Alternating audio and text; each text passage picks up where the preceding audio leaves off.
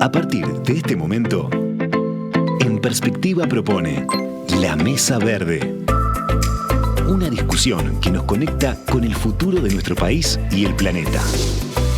Es una presentación de Enkel Group y Arboreal, promotores en el desarrollo de la construcción con madera en el Uruguay, y BBVA para su programa de puntos en sus tarjetas de crédito. ¿Cuántas veces escucharon que el reciclado de residuos en Uruguay no funciona?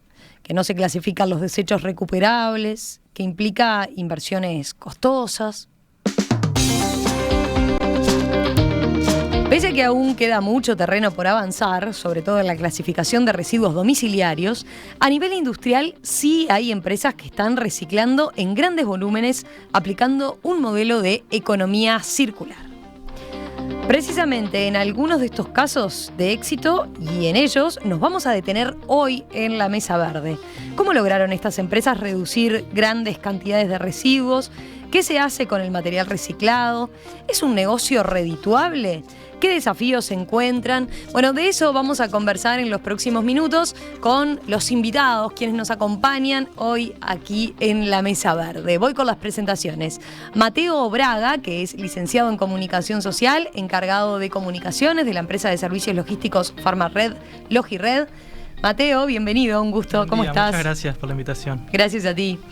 Bueno, nos acompaña también Gastón Pais, doctor en química, gerente metálico de la metalúrgica Gerdau para Argentina y Uruguay. Gastón, bienvenido. ¿Qué tal? Buenos días y muchísimas gracias por la invitación. Y también nos acompaña Inés Tiscornia. Inés es licenciada en bioquímica, coordinadora adjunta de gestión ambiental y docente en las carreras de biotecnología en la Universidad Ort. Lidera el proyecto Ort Recicla desde 2017, iniciativa que busca generar conciencia ambiental en estudiantes y funcionarios. Es consultora ambiental en Fundación Verde, en donde genera contenido audiovisual y escrito para todo público, y socia fundadora de Biopac, emprendimiento que fabrica bolsas compostables. Inés, bienvenida, un gusto tenerte de vuelta por acá. Bueno, muchas gracias por la invitación. Tú has sido reincidente en la Mesa Verde, digamos. Sí. En más de una oportunidad. Sí, la verdad, un gusto compartir experiencias. Gracias por acompañarnos. A ver, empecemos, si les parece, presentando a las empresas. ¿A qué se dedica Gerdau? Empecemos aclarando, la mayor empresa brasileña productora de acero, ¿verdad? Es correcto. Gerdau es una multinacional que opera en 9 países. Tiene más de 120 años de historia, ya hace un tiempito que está en este tema. Tiene más de 36.000 colaboradores a lo largo del mundo, y en particular acá en Uruguay está desde hace más de 40 años. En realidad surge, inicialmente existían 2 empresas, Laisa y Alice, que se fusionaron, y después el grupo Gerdau adquiere esa fusión, digamos, y queda como Gerdau Laisa, y después consolida su nombre como Gerdau, y se dedica básicamente a lo que es la recolección de la producción de acero a partir de chatarra, ¿no? De chatarra ferrosa. Ahora nos va a contar más, Gastón, qué recolectan, ¿no? Para entonces hacer esa producción de acero. Casi todo es en función de esa recolección. O sea, todo el acero que producen prácticamente es en función de esa recolección de chatarra. Exactamente. Gerdau, si uno lo mira a nivel mundial, es el principal productor de acero de aceros largos, y es uno de los principales productores de aceros especiales del mundo. Y nosotros anualmente movemos, para que sea una idea del volumen, 11 millones de toneladas de chatarra en lo que es todo el grupo, y en particular en Uruguay movemos más de 80.000 toneladas de chatarra. Entonces, y nosotros acá producimos casi que el 100%, el 99% de la producción nuestra es con chatarra, y en el grupo en sí es superior al 70% de la producción a partir de chatarra. Perfecto, ahora vamos a conocer más. Vamos con el Mateo. ¿Qué es Farmared Logired? ¿Cómo la podemos presentar? Bueno, surge originalmente como Farmared, que es una empresa que brinda servicios logísticos al área farmacéutica. Surge en el año 97, y eventualmente se suman clientes de consumo y pasa a ser Farmared Logired. Y bueno, en determinado momento surge la necesidad de a esos clientes brindarles una solución completa al ciclo de vida de sus productos. Cuando hablamos de logística que hacían vinculada a la farmacéutica, ¿de qué cosas estamos hablando? ¿No estaban vinculados necesariamente al principio a cuestiones ambientales? No, por eso. Eventualmente surge la división ambiental, que lo que hace es ofrecerle la solución para el final del ciclo de vida de los productos, tanto al área farmacéutica como al área de consumo. Y puntualmente en el área farmacéutica surge también en el 2007 el plan PLESEM, que es el Plan de Eliminación Segura de Envases de Medicamentos, que lo elaboramos en conjunto con las cámaras farmacéuticas y del cual somos gestores desde sus inicios, que justamente lo que ofrece es, el plan surge del decreto de envases. Entonces lo que se hace es que esos envases vuelvan de manera segura, los envases que se vuelcan al mercado tengan una manera de volver de forma segura, y bueno, después les contaré un poco más de cómo funciona el plan. Pero básicamente, ¿con quiénes trabajan en la diaria? Bueno, con las empresas clientes les gestionamos, se les brinda una gestión integral de los residuos, se les ofrece también capacitaciones. ¿Pero quiénes son las empresas clientes? ¿A eso voy? ¿Mutualistas, farmacéuticas? Laboratorios farmacéuticos, cadenas de farmacias, de supermercados, empresas de consumo de alimentos, de tecnología, de todo. Han ido ampliando el rubro, mucho más allá por de... eso. Se comenzó en el área farmacéutica y sigue siendo un cliente muy importante, pero se ha ampliado y se le brinda no solo la logística, sino la logística inversa y la parte de la gestión de residuos. Bien. Ahora después nos va a contar más Mateo, entonces. Siguiendo con las presentaciones. A ver, Inés, tú tenés varios sombreros. Como consultora ambiental venís trabajando en estos temas, insistiendo mucho en difundir la economía circular entre las empresas. Recordemos, capaz, primero para arrancar, si te parece, el concepto de economía circular, ¿no? Sí. Bueno, la economía circular es un cambio de paradigma. Nosotros estamos hablando de reciclaje, porque venimos de un modelo de economía lineal en donde tomamos recursos de la naturaleza, producimos y desechamos. Ese es el modelo que ya no funciona, y por eso estamos reciclando cosas que deberían volver al ciclo. El reciclaje es una pequeña partecita de la economía circular, que lo que vino es a revolucionar todas las áreas, y lo que busca es evitar la generación del residuo. Desde el diseño, la parte del ecodiseño es esencial, que ya los productos estén pensados para evitar la generación del residuo y que todo vuelva, reutilizando primero y capaz que sí, reciclando algunas cosas. También hay como dos ciclos, el ciclo técnico y el ciclo biológico. Dentro de la economía circular, en el modelo de producción, buscamos que todo lo que sea biológico también vuelva a la naturaleza a través de estrategias de compostaje, producción de biogás, distintas alternativas para que todo vuelva y evitemos generar residuos. Y hacer un uso eficiente de los recursos, porque el planeta ya no resiste más. Alrededor de mitad de julio o fin de julio, depende del año, se agotan los residuos los recursos que estaban previstos para poder ser utilizados y que el planeta los pueda regenerar. Algo que en 1970 era el 31 de diciembre, el año pasado fue creo que el 31 de julio. Se agotan los residuos y empezamos los recursos. Estamos consumiendo mucho más recursos de la naturaleza de los que se pueden regenerar, entonces. Exactamente. Y decías que pasamos de tener una fecha de como diciembre, ¿ahora cuándo? A julio, 31 de julio creo que fue el año pasado. Ahí ya estaríamos como consumiendo a crédito. Claro, empezamos a deber, sí. Empezamos a deber en ese ecosistema biológico, ¿no? Sí, tal cual. Siguiendo contigo, Inés, que decíamos, tenés varios sombreros. A ver, empecemos. Parte de esa difusión de la economía circular la haces, por ejemplo, a través de la Fundación Verde. Sí. ¿Qué es? ¿Qué hace la Fundación Verde y qué es? Bueno, la Fundación Verde es una fundación dentro de Verde, que bueno, cambió de nombre hace poquito, en realidad es FUCAC, que está embanderado con todos estos temas de sostenibilidad desde hace varios años. Yo me sumé en el 2020 a trabajar en la parte de acercar estos conceptos a toda la gente. Yo estoy convencida que es esencial crear conciencia y todo esto que estábamos conversando, los escuchaba hablar y digo, bueno, pero ¿cómo yo, ciudadano, entiendo lo que ustedes están haciendo? Vas a una farmacia y ves el contenedor de Farmared. Bueno, explícame qué es lo que tengo que tirar ahí. Esa es lo que, como mi cometido, mi propósito, hacia dónde oriento como mi trabajo. Entonces en la Fundación Verde lo que encontré es un lugar para poder generar este contenido a través de videos, notas, y bueno, y también estamos transitando como un cambio dentro de la organización.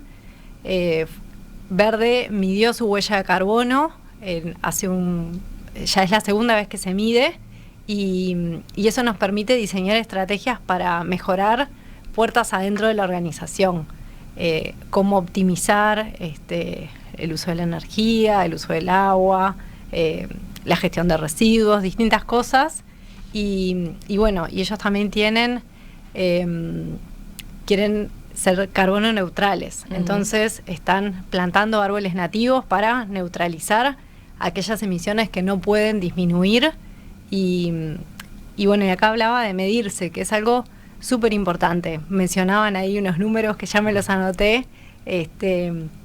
Acá el compañero de Gerdau, porque medirse es recontra importante, porque saber dónde estamos parados nos permite plantearnos objetivos y tratar de mejorar. Eso por el sombrero de Fundación Verde, decíamos. Pero, por ejemplo, si tú liderás también en la ORT el proyecto de ORT Recicla desde 2017. Ahí estamos hablando de un volumen importante de residuos que se generan entre alumnos, funcionarios y demás. Sí. Básicamente, ¿qué es lo que hacen? Sí, en la universidad lo que hacemos, estamos formando profesionales y estamos convencidos de que esos profesionales tienen que tener la conciencia ambiental grabada a fuego, y cómo lo podemos hacer desde la universidad, nosotros siendo el ejemplo. Entonces ahí, en el 2016, empezamos a estudiar los residuos que estábamos generando y ver cómo los podíamos mejorar en términos de gestión. También la primera acción era empezar a reciclar mejor. Después fuimos planteando estrategias para minimizar la generación de residuos, y ahora estamos en una etapa de como más aplicar el concepto de economía circular, tratando de trabajar a nivel de los cursos, que tenemos como una red de docentes que trabajamos en la temática, que tratamos de trabajar alineados en las distintas facultades, y ver cómo podemos como ir incorporando estos conceptos en los distintos cursos que damos. Y ya es el segundo año que la universidad postula y le va bien en un ranking internacional que mide a las universidades en cuanto a su desempeño en los objetivos de desarrollo sostenible. ¿No? Así que hay como varias aristas ahí. Sí. ¿Los estudiantes cambiaron la actitud en algo en cuanto a lo que desechaban antes? Bueno, acá un tema crítico que también creo que se correlaciona con lo que venían hablando, es la comunicación. Necesitamos contar lo que estamos haciendo y reciclar y explicar dónde tienen que tirar las cosas, y hay estudiantes nuevos todos los años, entonces tenemos que reforzar la campaña de comunicación, pero dejar lo que ya estaba, o si tenemos cosas nuevas, acordarnos de que los que llegan no saben todo lo que hicimos, entonces lo tenemos que contar, y eso lleva mucho tiempo, mucho esfuerzo, y toda la universidad tiene que estar comprometida para que esto funcione. Yendo a los números, sí, nosotros reciclamos papel y cartón. Podría decir que tenemos como una cantidad que es bastante constante a lo largo de los años. Estamos tratando de minimizar el uso de papel en términos de que los estudiantes sean más conscientes, y también en las vedelías de imprimir un poco menos. Pero también generamos mucho cartón, de cajas, embalajes, cosas que llegan, y eso se mantiene más o menos constante, entre 5 y 6 toneladas por año. Después reciclamos botellas de PET, que eso depende mucho. En la pandemia bajó mucho la cantidad que reciclábamos. A ver, estamos hablando, si lo comparamos con las toneladas de acero, son números chiquititos, pero bueno, a nuestra escala es un número que mantenemos. Las botellas más o menos pueden andar entre media tonelada y 1 tonelada por año, y eso sí depende mucho de la cantidad de gente que va a la universidad. Tratamos de estimular con campaña de concientización que usen su botella reutilizable, pero todavía tenemos bastante plástico. Y otra cosa que reciclamos son los residuos electrónicos, que bueno, eso son alrededor de 2 toneladas por año. Y bueno, también tratamos de que los estudiantes puedan llevar, si tienen algún dispositivo electrónico chico, que lo puedan llevar a la universidad, porque bueno, todavía no está del todo resuelta la gestión en términos de... A nivel general, o sea, ustedes lo tienen resuelto, pero... De ciudadanía, sí. Claro. Es medio entreverado, pero bueno, el decreto está al salir, así que van como a varias de que se solucione. Van como por varias líneas, ¿no? Entonces, pero por un lado, claro, tomando acciones y promoviendo que los chiquilines, como usuarios de la universidad, lo tengan en cuenta todas estas cosas, y por otro lado también a la hora de su formación, ¿no? Para incorporarlo en los profesionales del futuro. Y por otro lado nos falta un sombrero mencionar, ¿no? El de tu propia empresa, tu emprendimiento de bolsas. Sí, en realidad Biopac tuvo un trabajo como más intenso hace unos años. Nosotros empezamos a estudiar el tema de los bioplásticos.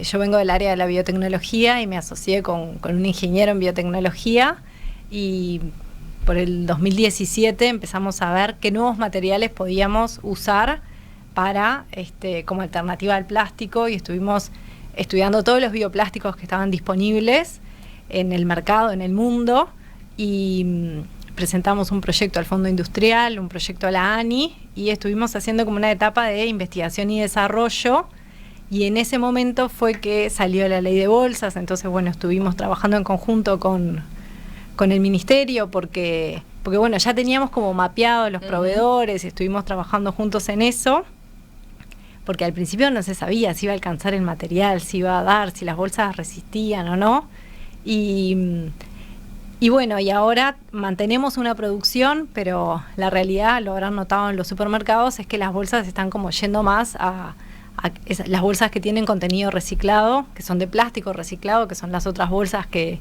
incluyen, que están permitidas en la ley, y las bolsas de bioplástico se usan un poco menos, pero lo que es interesante acá es hablar como el concepto de este nuevo material, que en el mundo estamos yendo hacia estos nuevos materiales, que los bioplásticos puede ser que sean compostables o puede ser que no, pero todo alineado bajo el mismo paraguas de la economía circular, un nuevo material que sea más sostenible y que genere menos recursos. Esa es un poco la idea general. Ahora que ya hicimos así como la presentación de cada uno, ¿qué les parece si hacemos una breve pausa y a la vuelta, bueno, nos ponemos a ver concretamente cómo trabajan en materia de reciclado de grandes volúmenes a este nivel, ¿no? De lo que hablamos, por ejemplo, en el caso de Gerdau, como el reciclador más grande de América Latina, bueno, qué chatarra reciben, cuánto logran recuperar de esa chatarra, lo mismo en el caso de Farmared, qué es lo que reciclan, qué es lo que juntan. Hay chances, como decía Inés, de que un usuario común pueda aportar de alguna forma. Bueno, con eso volvemos enseguida. ¿Es posible reciclar a gran escala en Uruguay? Pese a que aún queda mucho terreno por avanzar, sobre todo en clasificación de residuos domiciliarios, a nivel industrial sí hay empresas que están reciclando en grandes volúmenes, aplicando un modelo de economía circular. Precisamente hoy en nuestra edición de La Mesa Verde nos estamos dedicando a ver algunos casos de éxito. Bueno, cómo lograron estas empresas reciclar estas grandes cantidades de residuos, qué se hace con el material reciclado. De eso vamos a seguir conversando ahora que ya tenemos como una carta de presentación. Les recuerdo con quiénes estamos. Mateo Braga de Farmared Logired, Gastón Pais, que es gerente metálico en Gerdau, e Inés Tiscornia, que tiene, como decíamos, varios sombreros, especialista ahora también en gestión ambiental y difusora de iniciativas ambientales vinculadas a la economía circular. Inés es licenciada en bioquímica y coordinadora justamente adjunta de gestión ambiental, además de docente en la carrera de biotecnología en la Universidad Ort. Una primera puntualización, porque antes de entrar en profundidad en qué es lo que reciclan concretamente en cada uno de los casos, hay un oyente que plantea: ojo, ¿reciclan o clasifican? Ojo con confundir esos términos. En Uruguay no hay plantas que reciclen PET, dice, por ejemplo. Dice Javier concretamente. ¿Podemos aclarar eso? A ver, ¿en qué casos clasifican y en qué casos reciclan? Inés, vos me decías, por ejemplo, ustedes en la ORT lo que hacen es clasificar. Claro, nosotros clasificamos para reciclar. La fracción de PET, sí, se la lleva Ecopet, que ahora hace poquito instalaron una planta que permite, creo que lavar las escamas, pero es verdad que si no estoy mal, esas escamas después se exportan, no las están reciclando acá, pero bueno, harán otra mesa verde y los invitan para que les cuenten un poco más, porque es muy interesante lo que hacen. Y además nosotros como usuarios tenemos que saber que están poniendo en el mercado alrededor de 900 toneladas de botellas y están reciclando o recuperando solamente 200, entonces todos nosotros podemos contribuir a acercar esos números. Después también el papel y el cartón se lo donamos a Repapel, que lo recicla efectivamente Fabitech, claro. Que es Ustedes una son como unos empresa en Pando. grandes clasificadores. Sí, pero lo que se nosotros aseguran somos es clasificadores. que después, Exacto. o sea, cada una de las cosas que clasifican tengan gestionan con un tercero que se encarga del reciclaje en ese caso. Exacto, pero el oyente se ve que está muy pendiente y sabe del tema, porque es verdad que hay cosas que se reciclan acá, claro, y cosas que se exportan. Seguramente ellos sepan más. Vamos con Gerdau. A ver, por ejemplo, decíamos, hablando de reciclajes, decíamos, es la mayor empresa brasileña productora de acero en este caso, y si vamos a qué es lo que se recicla, decíamos, se definen como el reciclador más grande de América Latina. ¿A qué volumen llegan? 90% en Uruguay, 70% en el mundo, ¿no? De reciclaje. Claro, en realidad nosotros somos el mayor en lo que es chatarra ferrosa, ¿no? Que hay que hacer esa salvedad que contiene mayoritariamente hierro. Y nosotros en lo que es en el mundo, Gerdau está por encima de las 11 millones de toneladas de chatarra, que es lo que recicla. Y la producción con esa chatarra es del 73% más o menos la producción que hace Gerdau. En Uruguay, la producción nuestra, acá local, es del 99% con chatarra, lo cual es bien interesante porque el hierro tiene una particularidad que se le llama de reciclaje infinito, ¿no? O sea, uno tiene un producto, imagínense, por ejemplo, una heladera, por decir auto, un auto, ese auto cumple su ciclo y eso en algún momento pasa a un gestor de residuos que de repente lo puede dividir en distintas partes, puede extraer la batería, alguna parte que tenga plástico, las butacas, y lo que es la carcasa, que mayoritariamente tiene hierro, puede venir para Gerdau, eso se recicla, se hace una varilla de hierro, por ejemplo, para la construcción, pero esa varilla después va para terminar en un edificio que si el día de mañana ese edificio cae o se trata de hacer algo nuevo y se puede demoler, esa misma varilla puede volver al proceso, volverse a reciclar, y eso es infinito, ¿no? Lo cual es bien interesante. Y lo mismo dentro del proceso sucede con el agua. Nosotros utilizamos bastante agua y recuperamos el 98% del agua que utilizamos, el otro 2% se evapora. Entonces es un proceso que es bien interesante desde ese punto de vista, ¿no? Si uno mira, hoy Inés decía que está bueno medir para saber dónde uno está parado. Y nosotros, el grupo Gerdau, dentro de lo que es la industria siderúrgica, las emisiones que tiene son de la mitad de lo que es el promedio de la industria, lo cual ya estamos colocados en un lugar positivo.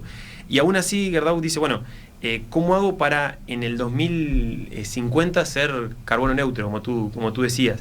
Y ahí es bien interesante porque se despliegan 3 pilares que son buenos para trabajar.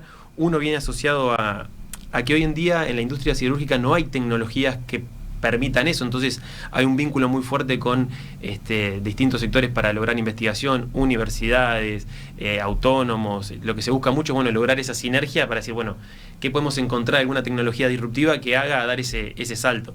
Después nosotros también nos enfocamos en lo que es trabajar en Gerdau dentro de Brasil, por ejemplo, ha incursionado en lo que son parques solares. En Estados Unidos se metió en lo que es en la industria fotovoltaica, un poco para tratar de adquirir energía limpia para volcar a los procesos de Gerdau. Y el tercer proceso, casualmente, es ¿no? El de la chatarra, porque producir con chatarra es más limpio o tiene bastante menos emisión de lo que es producir con la otra alternativa que es mineral. Entonces, Gerdau en eso está yendo a maximizar su producción con chatarra. Y en eso en Uruguay, yo ahí obviamente como buen uruguayo estoy orgulloso y contento, es algo sucede que nosotros ya estamos un paso bastante adelante con respecto a eso, porque el 99% de lo que producimos acá Y no digo el 100% porque hay alguna vez puntual que tenés que compensar el proceso con algo, pero mayoritariamente producimos con chatarra. Entonces, realmente es algo positivo, ¿no? Para el medio ambiente. ¿Qué chatarra reciben concretamente? ¿De qué estamos hablando? Nosotros, ¿cómo opera Gerdau? Nosotros tenemos gestores de residuos a lo largo de todo el país, por un tamaño, por la densidad poblacional, obviamente la gran mayoría de chatarra se genera acá en Montevideo, pero tenemos desde Montevideo a Bella Unión en todos lados gestores de residuos que lo que hacen es reciben chatarra, nosotros llamamos chatarra ferrosa, que es básicamente, para tener una idea, es todo lo que contiene algo de hierro. Puede ser, si vamos a gran escala, lo que son barcos, rieles, autos. Si uno va un poquito más chico, la carcasa de los microondas, de las heladeras, lo que es chapa. Todo eso es lo que nuestros gestores de alguna forma reciben en sus depósitos, clasifican, que ahí viene una primera parte, ¿no? Bueno, esto sí sé que le sirve a Gerdau, esto de repente tiene que destinarlo a otro uso. Y esos mismos gestores después nos envían la chatarra a nosotros, que lo que hacemos en la empresa es procesarla, que es picarla. Imagínense literalmente como que picás la chatarra para lograr más densidad. La fundís con energía eléctrica. Gerdau hoy en día es uno de los principales consumidores de energía eléctrica. Para que se haga una idea de la escala, nosotros en energía eléctrica consumimos aproximadamente lo que consume el departamento de Durazno. Realmente es importante la energía en nuestro proceso. Y después, cuando la chatarra está fundida, pasa a un segundo proceso que es el de laminación, le llamamos nosotros, que es formar la varilla de hierro. En Uruguay estamos focalizados en la producción de acero para la construcción, lo que es hierro conformado, hierro liso, mallas. ¿Eso es el producto final? El producto final, Toda esa chatarra que recolectan después se termina reciclando en esas varillas. Exactamente, y eso también es algo interesante, ¿no? Que a veces, a mí me pasa que a veces cuando comento lo que hago, como tú decías, ¿no? El dar a conocer con algunos colegas o amigos, familiares, sucede esto de que muchas veces uno ve un edificio, ¿no? El World Trade Center, UPM mismo ahora, que es bastante reciente, y eso se hizo gran parte con chatarra, ¿no? O sea, Gerdau hizo su trabajo de recolección en todo el territorio, apoyado por los gestores estos que tenemos. Llegó esa chatarra a Gerdau, se produjo y terminó en una obra, ¿no? de esa magnitud. La verdad que venimos a decir que casi todo lo que está construido hoy en Uruguay es con acero Gerdau, lo cual está bueno porque permite de alguna forma que toda esa chatarra que se genera vuelva a Gerdau, y si no, esa chatarra estaría enterrada, ¿no? Y nosotros en un lapso de, para que se hagan una idea, 4 años más o menos logramos limpiar el país, ¿no? Y eso realmente es importante. ¿Gerdau compra la chatarra? Sí, Gerdau a estos gestores. A esos gestores. Exacto. Y esos gestores a su vez le compran exacto. ¿A quiénes, por ejemplo? ¿A qué nivel estamos hablando? ¿De empresas que llevan a esos gestores? Tenés de todo. Tenés empresas que llevan a esos gestores, tenés particulares que pueden llevar a esos gestores. Hay particulares que pueden, o sea, exacto. Un producto de uno puede terminar en un proceso de reciclado de Gerdau. Exactamente. Es más, con toda seguridad los productos que tenemos nosotros en nuestra casa en algún momento entran en nuestra cadena por algún gestor, por ejemplo, que tiene su recolección, y eso implica tener su camión, su maquinaria, tiene volquetas para poder recolectar, que las coloca estratégicamente en ciertos puntos de acuerdo a la densidad de cada uno de los lugares. Y bueno, y ahí se junta esa chatarra, donde, por ejemplo, un microondas de mi casa puede terminar en una volqueta, después es clasificado y termina en Gerdau, ¿no? Entonces es bien interesante que ese ciclo se dé. Está bueno. Reciben muchas consultas de particulares. ¿Qué hago con el microondas? ¿Qué hago con la heladera? Sí, ¿no? Mira, a nivel personal sucede que te consultan, ¿no? Porque te ven en eso y te hacen cualquier pregunta, de una heladera hasta un auto. Pero nosotros somos, o intentamos mayoritariamente respetar la cadena, ¿no? Entonces, dependiendo de dónde venga la consulta, me refiero a de qué departamento viene la consulta, qué tipo de consulta es, tratamos de mandarlo al gestor local para que también agregar valor, ¿no? Y se agrega bastante valor en la cadena, de que esa consulta vaya a las manos correctas, que le expliquen qué es lo que tiene que hacer, cómo se hace eso en forma correcta. Es toda una enseñanza que hay por detrás, que en Uruguay ya hace 40 años que está, entonces los gestores tienen bastante conocimiento de cómo hacerlo, y es por eso que también nosotros tenemos la cadena bastante aceitada para que esos productos lleguen a nosotros, ¿no? Cuando mencionamos los productos así grandes, estamos hablando barcos, decías, ¿no? Exacto. Después, pero puede ser hasta el electrodoméstico. ¿Qué otra cosa puede ser? Imagínate, puede ser una chapita chiquitita de 2 centímetros, puede llegar y la podemos procesar, y algo inmenso como puede ser un barco, también eso se termina cortando y termina en nuestros hornos. Entonces, la verdad es que la magnitud, el alcance que tiene es bastante variado y realmente nosotros no tenemos en tanto sea chatarra ferrosa, no lo diferenciamos, es decir, captamos el 100% de lo que se genera e internamente después nosotros nos encargamos, dependiendo de la característica que tenga, de ajustar químicamente ese proceso para tener el producto de calidad, ¿no? Pero ¿qué tan ordenado les llega la cosa a ustedes de los clasificadores? Mirá, debo admitir que se ha hecho de los gestores, ¿no? Sí, Perdón, de los gestores. Se ha hecho un gran trabajo, pienso que ahí tiene mucho que ver con los años, ¿no? Hace 40 años que mucha gente hace esto, el grupo mucho más, ¿no? 120 años haciendo reciclaje, metido en el tema de reciclaje. Entonces, realmente el producto a nosotros nos llega bastante bien porque las personas conocen no solo el producto, o sea, lo que les llega a eso, sino lo que va a pasar después, ¿no? O sea, conocen a Gerdau, saben cómo nosotros trabajamos, qué es importante para nosotros. Si tienen alguna duda, siempre los canales están abiertos para trabajar. Y la verdad es que hay mucho trabajo en conjunto, porque creo que esto de la circularidad, si no es en conjunto, es medio difícil de lograr. Entonces, realmente sucede que cuando tienen alguna consulta, vienen a nosotros. Si nosotros vemos que hay alguna clasificación que es difícil, vamos hacia los gestores, tratamos de dar apoyo. Entonces hay mucho diálogo en la cadena. En el caso, Mateo, de Farmared, Logirred, ¿qué reciclan concretamente? Contemos de vuelta.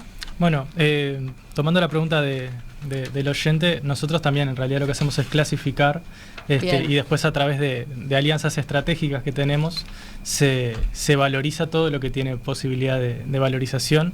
Nosotros lo que hacemos, como decía, una gestión integral de residuos de diversas empresas de distintos rubros y siempre se busca optimizar la valorización y el reciclaje por sobre el enterramiento o la incineración. Claro, lo que pasa es que ustedes al manejar tantos tipos de residuos diferentes, lo que hacen es administrar, o sea, ordenar y clasificar cada uno. Exacto. Para después tratar en particular con cada uno de los recicladores de cada uno de los rubros, ¿no? Claro, sí. También por ejemplo, pongamos ejemplos, textil. Sí, con el textil, por ejemplo, trabajamos con Recitex, que le entregamos el textil triturado y se hacen como las mantas para yoga, por ejemplo. Trabajamos también con Repapel, le donamos el papel y cartulina de todo de nuestra operativa y de nuestros clientes. Trabajamos con emprendimientos de vidrio, por ejemplo, como hemos trabajado con Arenas de Vidrio, que hacen arena para construcción, con Quimera, que es un emprendimiento que hace arte con vidrio. Con M Plásticas le entregamos una cantidad de residuos de plástico y hacen productos divinos con eso, que de hecho hemos hecho los regalos empresariales de nuestra empresa con M Plásticas, con nuestros propios residuos hacemos los regalos a fin de año.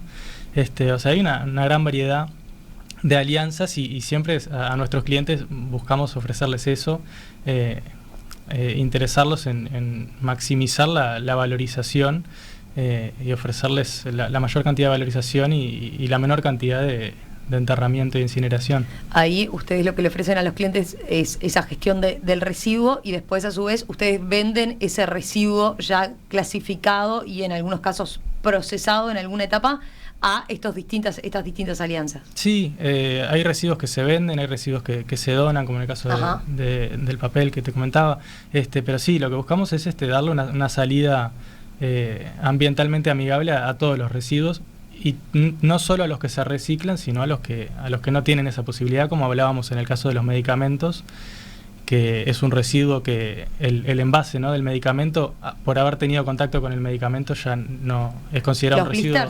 Los blisters, sí. Ahí está, eso capaz que está bien particular como para charlarlo, ¿no? Sí. ¿Qué es lo que hacen concretamente? Primero, decías, por estar en contacto con el medicamento no se puede reciclar. No, es considerado un residuo peligroso por haber estado en contacto con el medicamento, tanto el blister como un frasco de jarabe. Claro. Bueno, entonces, claro, en la industria farmacéutica nos pasa de que si bien hay un reciclaje de un porcentaje del residuo, hay una gran cantidad de los residuos generados que no se pueden reciclar.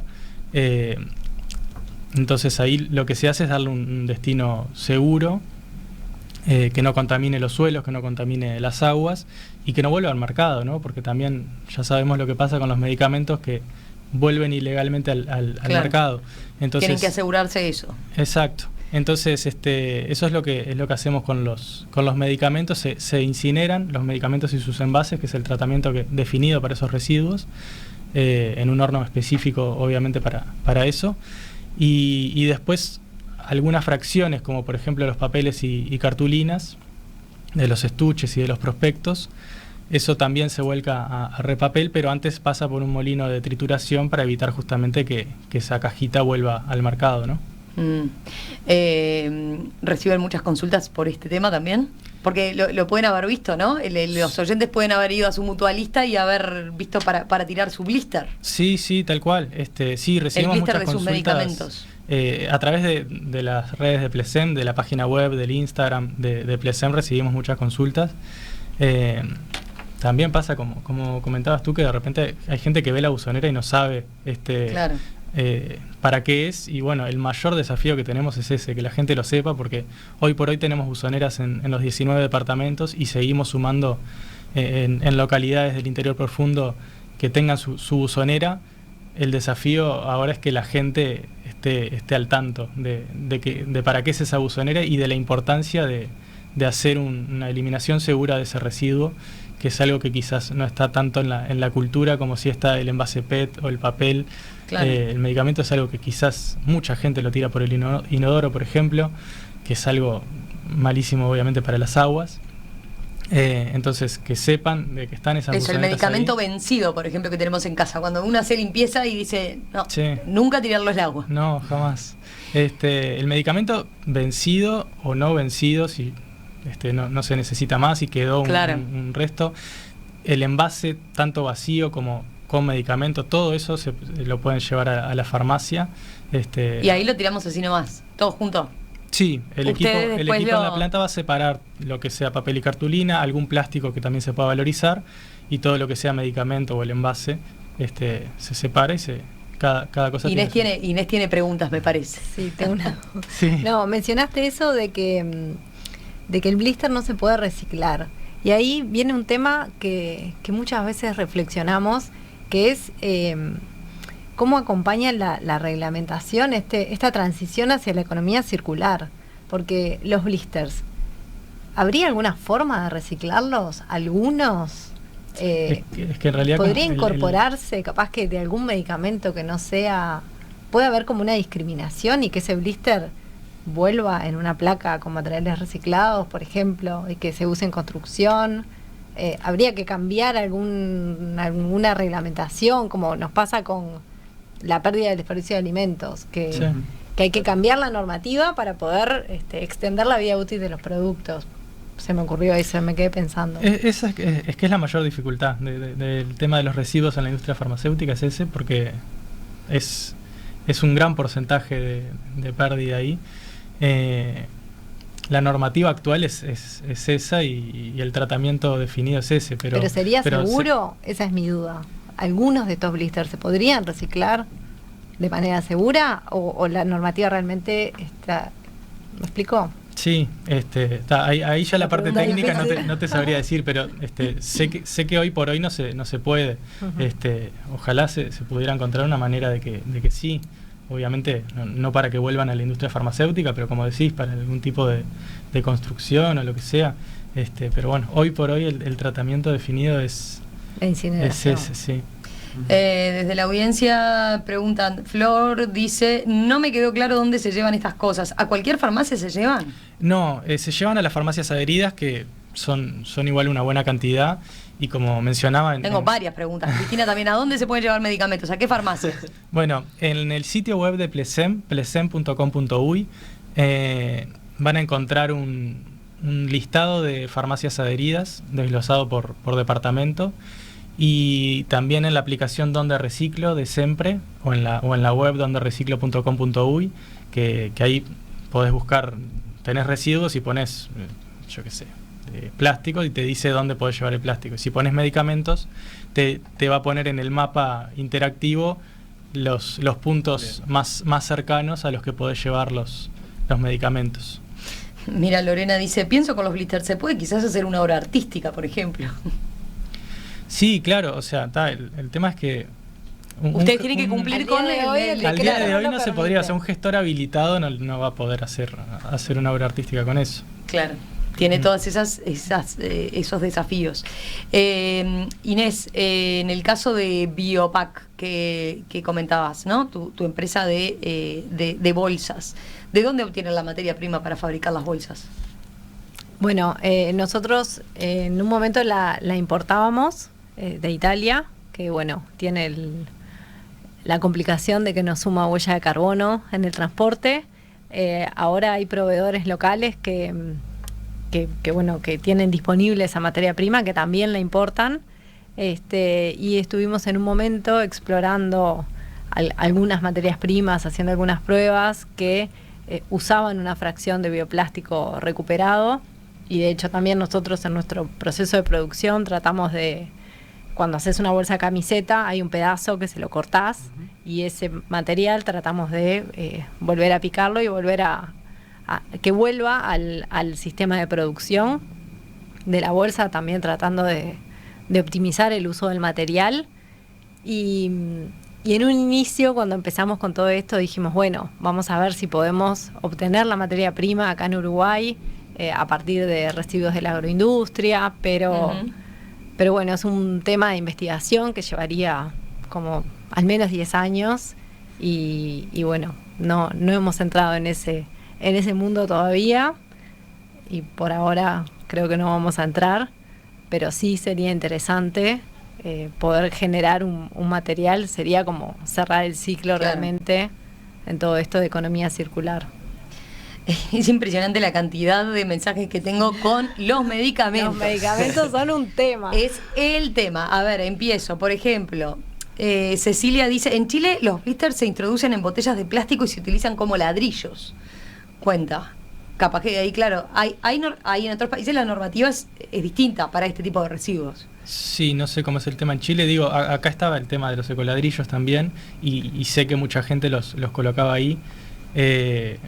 Pero bueno. Claro, pero hay que cumplir a nivel la nuestro, normativa, claro, tenemos sí, que... sí, estamos... Sí. Entendemos. Después, o sea, se necesitaría indagar un poco más en el tema de qué cambios hay que hacer en la normativa, ¿no? Nelson dice, soy médico, me abarrotan de decenas de cajas que tienen un solo comprimido, y plantea el desperdicio de papel, cartulina, plástico, contaminación, dice, ¿no? Es cierto, hay medicamentos que vienen con una sola pastillita, por ejemplo. Claro. ¿Qué más? Sí, lo de la obra artística lo decía Lorena. Cajas enteras con medicamentos caros y sin vencer. ¿A dónde se pueden llevar? Plantea. En ese caso, ustedes no llegan a tantos. Para utilizarlos, por ejemplo, tengo quien dice, bueno, en Maldonado los medicamentos se pueden llevar a la Facultad de Medicina de la Universidad del CLAE. Sí, en el CLAE tenemos una buzonera. ¿Sí? Y hay varias farmacias en Maldonado, en Punta del Este. Pero ahí en algún caso se vuelve a utilizar el medicamento si está como para usarlo. No, lo que yo llega a entendí Plesemes, que apuntaba a eso, por eso. No, lo que llega a Plesemes es el post-consumo, ¿no? Es el residuo. Eso cuando uno le queda, le sirvió una pastillita nomás y ya está, no le usó más, claro. Y queda todo sin consumir, pero todavía falta para que se venza. Sí. Eso no hay forma. No a través de Plesemes. Claro. No sé si hay alguna iniciativa así de donar ese tipo de medicamento a alguien que quizás lo precise, pero no es lo que hacemos nosotros. Javier consulta, ¿conviene cortar los blisters para que no vuelvan a la feria o al mercado negro? Conviene dejarlos en la buzonera de Plesemes, que se aseguran que no van a volver al mercado negro. Vamos a hacer una breve pausa. Yo administro un poco las preguntas acá y enseguida, las preguntas que llegan desde la audiencia, y enseguida continuamos en esta Mesa Verde, en esta edición de la Mesa Verde, hablando de volúmenes importantes de reciclaje que se logran con estos procesos. Mateo, teníamos que hacer algún comentario más. Bueno, impresionante la cantidad de mensajes. Tengo varios. Con respecto a los medicamentos, desatamos así como el furor con las consultas, ¿no? A propósito de eso, bueno, decíamos, ¿qué se puede hacer con los medicamentos que uno dice, bueno, tengo todavía el blister casi completo, pero el medicamento no venció. Hay un tema que tiene que ver con la trazabilidad, ¿no? Sí. No se puede, no hay mecanismos para asegurar la trazabilidad de ese medicamento. Exacto. Y Sí, por ahora eso, justo a ver. me escribía la directora de la empresa, Alicia Galvarini, que es de química farmacéutica, y me comentaba eso, que el medicamento luego de la venta no se puede asegurar las condiciones en que estuvo para mantener su calidad. Claro. Por eso se tiene que destruir. Y me decía que el tema de los blisters es que se contamina más de lo que se obtiene. Entonces, si el proceso de reciclaje va a ser peor, va a hacer más daño que bien, no justifica. Por eso a nivel mundial no se recicla ese residuo. En el caso de las veterinarias, por ejemplo, Mariana nos contaba que las veterinarias dice tenemos buzones para deshacernos envases de medicamentos. Los productos empezados, no vencidos, los donamos a refugios de animales. Capaz que ahí es otra la normativa porque tienen otra, por ser con animales capaz que es distinto, pero lo apunto porque también quedaba planteado. Y después, a ver, tengo varios mensajes, voy a buscar. En el caso del acero, Gerdau, dice, Gastón, a ver, te planteo, dice en este caso quién es, Mario, plantea, ¿qué diferencia de calidad tiene el acero reciclado con el original? ¿Qué duración tiene? ¿Se aclara en la compra de un apartamento que tiene acero reciclado? Bueno, antes que nada, gracias a Mario ahí por la consulta.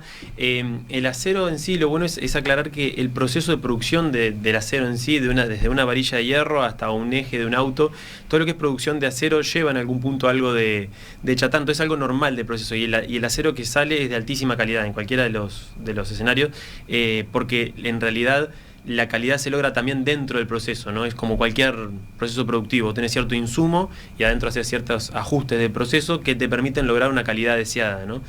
Casi que cualquiera sea tu punto de partida. Entonces la respuesta es que el acero que se produce en términos generales es de altísima calidad, se ha producido con 100% chatarra, con algo de mineral, en cualquier escenario la calidad es excelente. Pienso, vos le decías como preservando lo de la calidad del acero, pero también hoy en día puede ser hasta un valor agregado, ¿no? Sí. O sea, quiero decir que se utilice por el lado de, bueno, Claro. estamos construyendo un edificio, un apartamento que tiene Claro. Sí. material, ¿no? Reciclado. Que fue reciclado. Totalmente. En realidad nosotros, algo que a nosotros como verdad, y es algo que a nosotros realmente hasta en algún punto nos alegra, porque en realidad esto para nosotros, de repente con respecto a otras empresas que están innovando en estos temas, que son procesos nuevos, o producir de esa forma es nuevo, Gerdau tiene una diferencia que es que lo hace así desde que nació. Entonces hace 120 años que la materia prima es la chatarra y se produce de esta forma. Entonces, a nosotros es algo que no nos sorprende, pero sí ahora nos está sucediendo de que cuando la gente empieza a tomar conocimiento de cómo que se produce, de dónde viene ese acero, claro, genera esta sorpresa, no, en serio, pero siempre fue así, ¿no? Pero es verdad que hoy en día tiene como un valor agregado cuando la gente empieza a capitalizar esa información, ¿no? Tengo varias preguntas, así como lo de los blisters de medicamentos. ¿Qué se puede hacer con la chatarra informática? Tengo acumulados muchos equipos obsoletos y quisiera darles el mejor fin. ¿Es posible?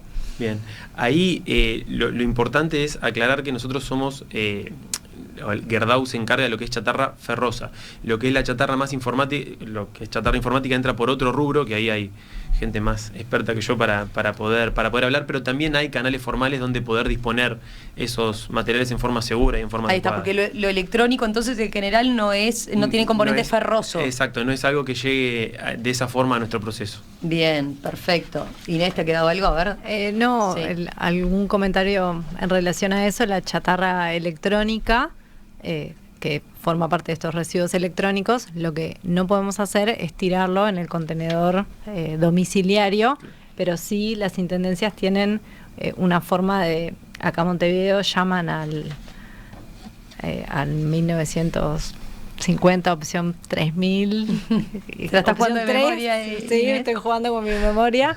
El mismo que es para los residuos voluminosos, se llevan los residuos electrónicos, creo que pueden hacer un retiro por mes. Y bueno, ahí se da la gestión segura. Y hay algunos de estos intermediarios que comentabas tú, que recepcionan. Si vos tenés muchas, no sé, torres de computadoras, tienen como como esta parte, incluso relacionado a lo que vos decías de los ecopuntos. Hay algunos ecopuntos en la ciudad. Eso tenemos que aclararlo al aire, porque lo comentamos se pueden llevar estos residuos electrónicos. Lo comentamos en la pausa, que decía Mateo, bueno, ustedes tienen ecopuntos. Sí, tenemos en realidad en la planta, en la división ambiental, un punto de recepción de reciclables. ¿Eso que es para el público en general? Para el público en general, para residuos domiciliarios, ¿no? No para llevar así en gran escala, pero sí ahí pueden acercar todo tipo de residuos, desde electroelectrónicos, orgánicos, ¿no? Los compostables, plásticos. Bueno, en nuestra página o en nuestras redes pueden encontrar ahí los residuos que se pueden acercar. Pueden ver la estación y ahora estamos... ¿Dónde están ubicados concretamente? Estamos en Camino Carrasco y Servidumbre. Camino Carrasco 6264. Perfecto. Y bueno, ahora estamos en una campaña de dar a conocer los distintos residuos que se pueden acercar y lo que ocurre con esos residuos. Entonces estamos subiendo semanalmente unos videos que explican, por ejemplo, con el papel qué tratamiento recibe, con el vidrio, como para dar a conocer la importancia de darle un correcto destino a cada una de esas fracciones. Marcos plantea, por ejemplo, veo comisarías y aduanas abarrotadas de autos, motos, bicicletas, camiones, etcétera, y nadie los recicla. ¿Eso sirve o sería de baja calidad? No, sirve. ¿Se les ha presentado ese tipo de cosas ahí cuando quedan como en gran depósito de elementos que son incautados? Exacto. Ahí, bueno, es un trabajo que nosotros tratamos de hacer en conjunto, ¿no? Entre los gestores, las intendencias, algún otro ente gubernamental, para poder darle destino correcto a ese material. Nosotros el 100% de esos productos los podemos recibir, tenemos capacidad también de procesarlo. Lo que también siempre respetamos es la normativa, es decir, cuál es el origen, si ya lo podemos tomar nosotros o algún gestor nuestro, si hay que esperar porque hace falta alguna aprobación de algún tipo. Entonces a veces eso genera cierta acumulación por ciertos periodos que finalmente se terminan destrabando. O sea, hay en algún momento o en alguna parte del proceso termina cerrando el ciclo, de decir, bueno, ahora sí se puede empezar el proceso para poder disponerlo, y ahí es donde entran más los gestores nuestros o nosotros mismos, dependiendo del volumen, la cantidad, a poder hacernos de ese material. Bien. Inés, dale. Un comentario que me quedó colgado relacionado a los medicamentos, esto que hablamos de los blisters, que mencionaba Alicia por mensaje, que un paréntesis, Alicia es de las personas más inspiradoras que he escuchado en estos temas de compromiso con la sostenibilidad y ese concepto de ciclo de vida, ¿no? Que a veces uno dice, esto lo quiero reciclar, y en realidad si uno ve la globalidad, capaz que no es la mejor estrategia el reciclado de ese material. Entonces el concepto de análisis de ciclo de vida siempre está bueno, y creo que acá en las empresas lo hemos estado mencionando sin mencionarlo explícitamente, ¿no? Pensar desde que se empiezan a sacar los recursos para producir algo y el destino final. Toda esa globalidad es la que hace realmente a que el proceso todo sea sostenible. ¿Qué dificultades han encontrado dentro del proceso de reciclaje a gran escala? En nuestra parte, creo que la mayor dificultad que hemos tenido, por lo menos hasta ahora, ¿no? Es el hecho de poder hacer todo esto de forma, digamos, es de forma sostenible primero, ¿no? Siendo competitivo, porque también es algo que obviamente implica para una empresa.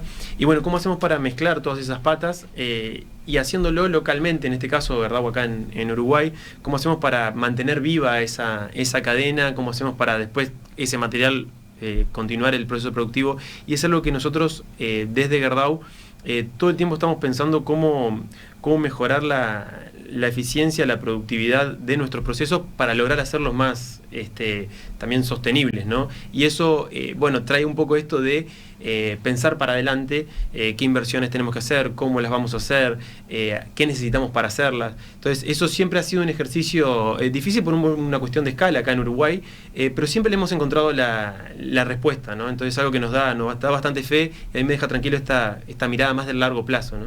Eso es algo importante. Yendo a lo económico, ahora les pregunto a ustedes sobre todo las dificultades que han encontrado, pero hablando de Gerdau, había un oyente más temprano que preguntaba, así como preguntaba lo de la calidad de un acero y otro, preguntaba por los costos, por ejemplo. ¿Qué diferencia hay de costos entre comprar un producto que no es reciclado y comprar uno que es reciclado?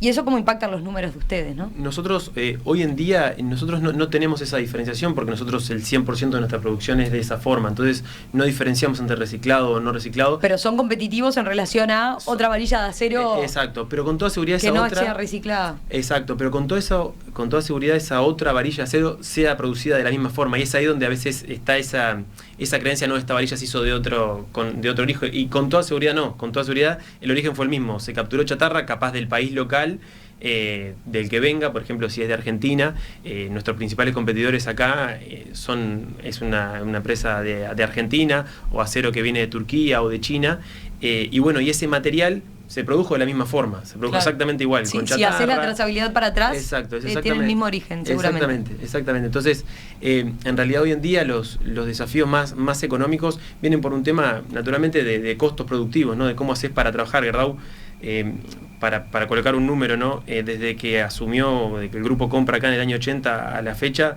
ha invertido más de 40 millones de dólares en Uruguay. Y todos fueron tratando de mejorar, ¿no? De una parte de sostenibilidad. Ahora nosotros este año estamos invirtiendo más de 3,5 millones de dólares en una parte de nuestro proceso que es exclusivamente para mejorar la parte de lo que son emisiones, ¿no? Cómo haces para trabajar esa fuente. Entonces ahora nos colocamos ahí y siempre estamos pensando cómo hacer ese balance, ¿no? Entonces, bueno, eso también es un desafío, cómo haces para administrarte y lograr invertir, ser competitivo y, bueno, lograr que la cadena cierre. Me quedaba preguntarles a ustedes las dificultades que han encontrado en todo este proceso de reciclaje a gran escala. Bueno, en el caso de Plesen, por lo menos, como comentábamos hoy, la mayor dificultad que tenemos es que la gente lo conozca. Así que muy contento con todos los mensajes que están llegando de gente que no sabía. Siempre es un gran desafío. La tasa de recuperación con respecto a lo que se vuelca al mercado actualmente anda entre el 20 y el 25%. O sea que hay una gran cantidad de este residuo que no se está logrando recuperar. Y eso no es porque no están las buzoneras en todo el país, que lo están, sino porque la gente no está en conocimiento de que tiene esa buzonera ahí y la chance de hacer ese descarte ahí. Y que, como hablábamos, a pesar de que gran parte del residuo no se pueda reciclar, no se le pueda dar una nueva vida, no quita que hacerle una eliminación segura sea ambientalmente mucho mejor que tirarlo a la basura y contaminar las aguas y los suelos. Hay varios que agradecen el pique que diste de no tirar los medicamentos al water, por ejemplo, ¿no? Pensando en una pregunta que teníamos para conversar, es qué se puede hacer desde el Estado, ¿no? ¿En qué puede contribuir, por ejemplo, el Estado en todo este proceso para continuar ampliando? Tengo mensajes. Ivonne dice, desde Colonia del Sacramento, buenísimo el programa, pero falta difusión. Yo que estoy pendiente del tema, me estoy enterando, dice, incluso, pero dice, las intendencias y los municipios deben dar difusión a varios de estos caminos que siguen todas estas cosas que hemos hablado, ¿no? Inés, ¿vos cómo lo ves por ese lado? ¿Qué es lo que falta hacer por el lado del Estado? Sí, antes un comentario de todo esto que decíamos, algo que suma es ir a la farmacia y preguntar, ¿tienen el contenedor para tirar los medicamentos de forma segura? Y eso también contribuye que si el farmacéutico no tiene esa buzonera, tal vez se pone a investigar y terminan sumando buzoneras. Sí. Nosotros somos consumidores activos y podemos empezar a generar y a pedir nosotros esos cambios. Y un detalle, perdón, que agrego. La buzonera no tiene costo para las farmacias. Cualquier farmacia que esté interesada nos pide la buzonera, tanto la buzonera como el servicio, ¿no? Después del retiro de la bolsa o en el caso de los puntos del interior, el envío de la bolsa, no tiene costo. Esto al ser un plan de responsabilidad extendida al productor, son los productores de estos productos, del medicamento, los laboratorios farmacéuticos y veterinarios, los que financian el plan. Y otra cosa importante que mencionábamos, que estábamos en veterinarias también, tenemos el plan Plesen Pharma, que sería para los medicamentos de uso humano, tenemos el Plesen Veterinaria. Son 2 planes que funcionan exactamente igual. Bien. Pero es importante aclarar que son 2 planes independientes, ya que uno depende de los laboratorios farmacéuticos y otro de los laboratorios veterinarios. O sea, lo financian cámaras distintas. Entonces, nada más para que la gente sepa, los residuos de uso humano llevarlos a la farmacia y los de las mascotas llevarlos a una veterinaria. ¿Les quedó algo más? En materia de normativa, por ejemplo, bueno, dejamos planteado el tema si en medicamentos se puede hacer algo más. ¿Les quedó algún apunte más? En términos generales, esto que hablamos de la normativa, un poco en este último tiempo se ha estado trabajando en planes nacionales, el Plan Nacional de Residuos, ahora se está trabajando en estrategias para minimizar la pérdida del desperdicio de alimentos, y en todos estos planes está la economía circular como hoja de ruta. Eso creo que es un gran paso, pero después tenemos que ir como bajando a tierra en ajustar estos decretos. En el término de los medicamentos pasa también con los residuos sanitarios. Son residuos que lo que hay que priorizar es la salud de las personas, la salud del ambiente. Entonces, habiendo tantas otras cosas para reciclar, no nos vamos a meter en eso, pero tal vez sí ir viendo qué ajustes, o a nivel de gobiernos municipales, decir, bueno, de ahora en más, no sé, tiro una idea, las plazas tienen que tener bancos hechos de materiales reciclados, o tienen que tener un X porcentaje de esta grava reciclada con los residuos de obras de construcción. Como empezar a marcar el camino y a que estos materiales reciclados puedan usarse en algo para poder cerrar el círculo y realmente estar alineados con una economía circular. Inés Tiscornia, Gastón País, Mateo Braga, gracias a los 3, gracias por compartir sus experiencias, sus conocimientos, entonces, desde cada una de sus áreas y con cada una de sus experiencias. Nosotros vamos a estar atentos a cómo sigue creciendo todo esto, ¿no? Inés ahí, que es de las fanáticas, ¿no? ¿Estás así con la camiseta puesta con todas estas cosas? Sí.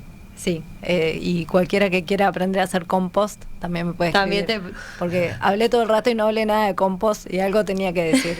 Me pueden escribir por redes sociales el que quiera aprender a hacer compost. Bueno, Inés, Gastón, Mateo, gracias. Muchísimas gracias por la invitación.